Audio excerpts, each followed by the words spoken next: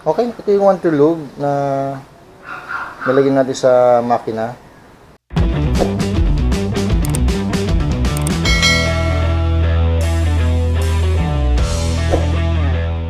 Okay, welcome back to my channel at magre-review tayo ng in-order ko sa Lazada.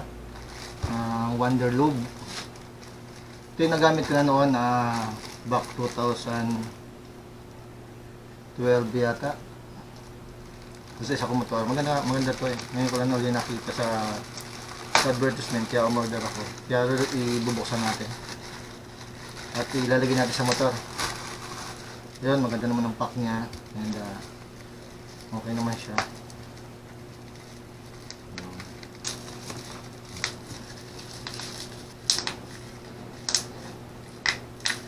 Ito. Wonder Lube ito.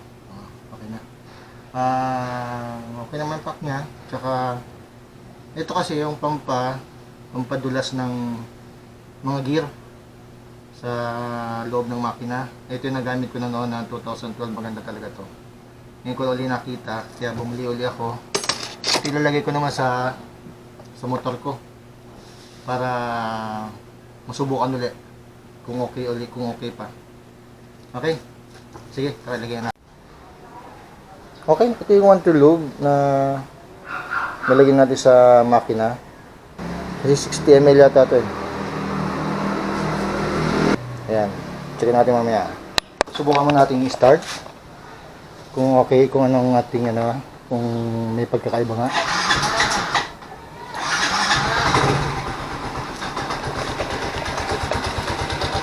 Kaya medyo maingay na yung panggilid ko.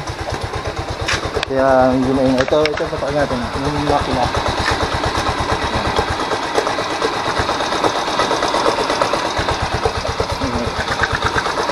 Ito natin yung pandit ko.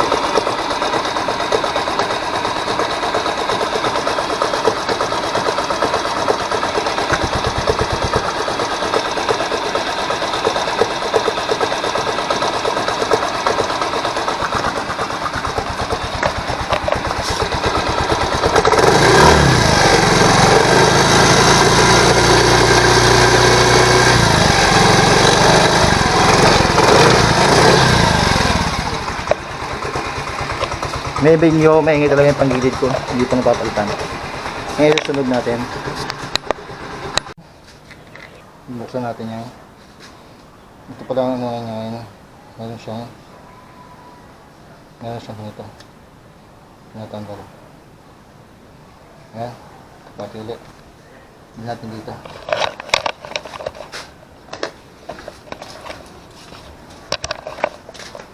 Ito. Buksan natin.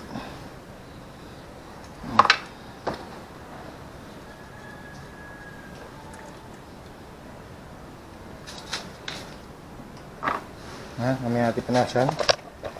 Dito, lalagyan natin Wonder Lube. 1, 2, 3. Sayang pa. Pumutak pa ng konti sa lalim. Hayaan muna natin hanggang sa matumulo yung sa maubos. Tingnan natin kung okay na. Parang wala na. Tignan natin. Wala na. Okay. Takpan natin. Ito. Saka ito ulit. Okay. Takpan natin. Takpan natin. Subukan natin. Panda rin.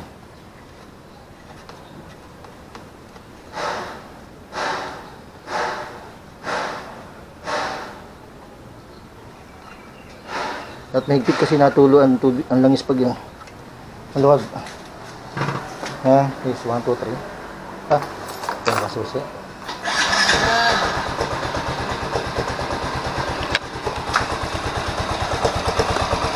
Yung napapakinggan nyo sa likod yan, So, yung aking panggilid, maingay na. Pero itong parang tumahimik siya. Tumahimik siya. Hindi ko pa nire-revolusyon, nasubukan ko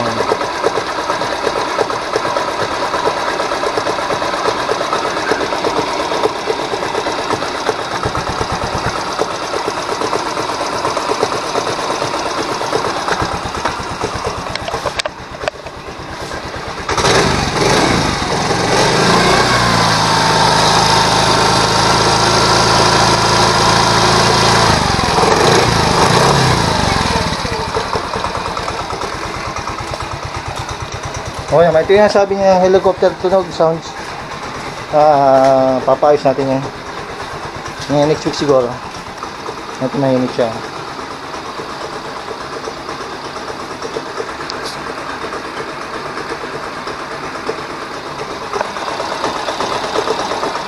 Mahilig yung makina niya. Dumidikit kasi yung langis niya sa metal. At para yan yung nagpapadulas dun sa sasakyan. Sa mga gear, yung kailangan kasi madulas. Kasi yung dati, yung akin, yung sila galag, yung isa kong motor, binuksan ng mekaniko kasi nasira yung pinakang naputol yung sa kick. Yung sa kick, tsaka yung spring niya. Nung binuksan yung gear, ang nangyari is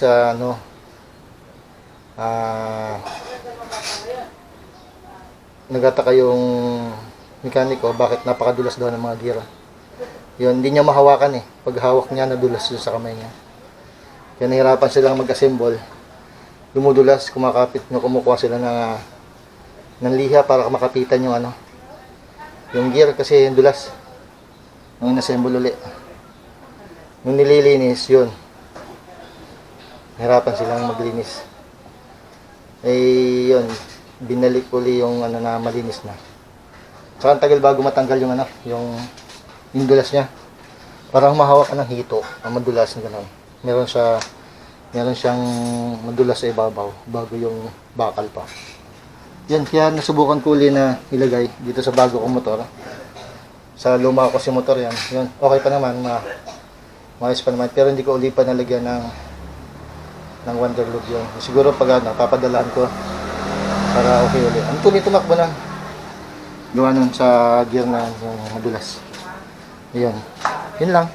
At subukan natin i-test mamaya. Okay?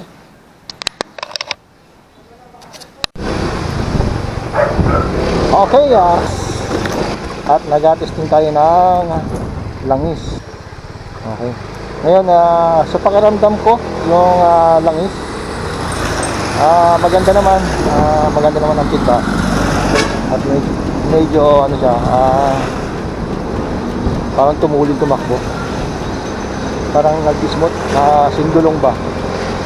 Parang nadulansoy. Alam niyo yung dulansoy? Yung dulansoy yung parang nadudulas. Madulas. Yung madulas ang takbo. Yun. Maganda. Tsaka talagang ito yung gamit ko na noon pa noong 2010 pa. 2010 yun, gamit ko pa ito sa isa kong motor. Kaya nung nakita ko sa Lazada, umorder ulit ako. Kasi nga yung kay aprobado ko talaga maganda. Nung ginamit ko noon kasi noon yan, talagang gumanda yung motor ko, bumilis.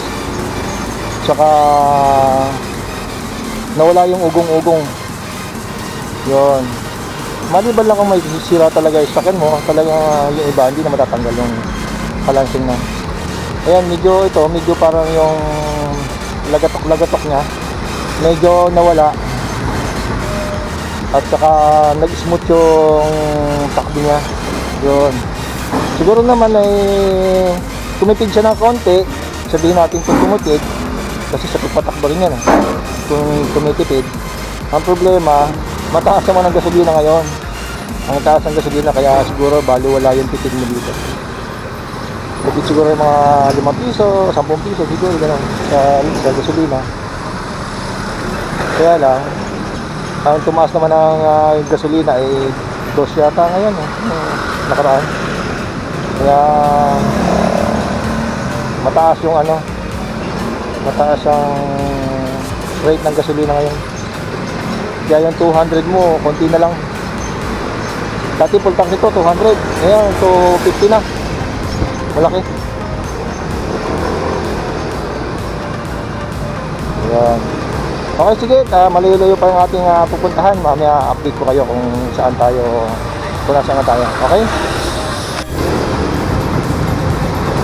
Yan nga mga kamoto. At medyo parang naninibago ako sa takbo. Parang dulas. Parang ang bilis tumakbo ngayon.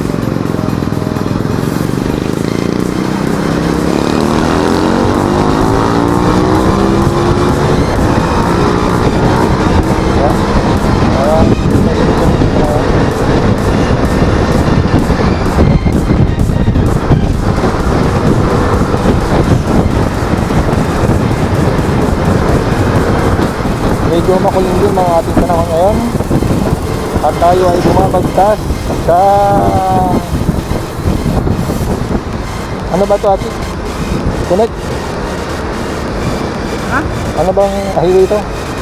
Yan. Dito na tayo, kabila. Smart system. Ayun. Smart Connect, parang ganun.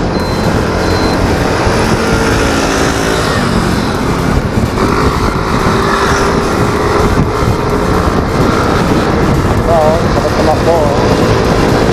Okay, if you like this video, please like, share, subscribe to my channel and hit the notification bell para updated ka sa ating video. Maraming salamat and babush!